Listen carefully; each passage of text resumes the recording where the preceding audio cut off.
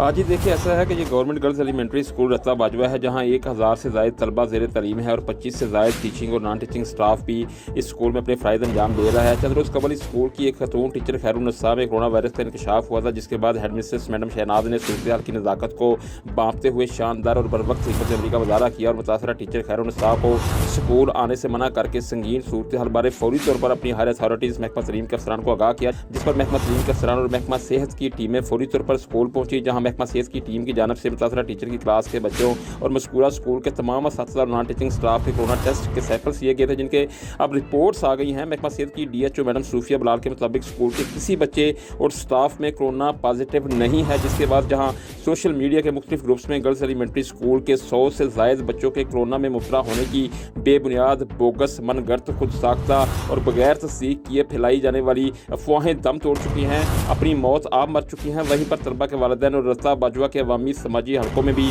खुशी की लहर दौड़ गई है। उन्होंने स्कूल की हेड मिस्ट्रेस को इस संगीन सूरत हाल में दूर अंदेशी का मुजाहरा करने और बर वक्त इक़दामात करने पर भरपूर खराज तहसीन पेश किया है और अल्लाह ताला का शुक्र अदा किया है।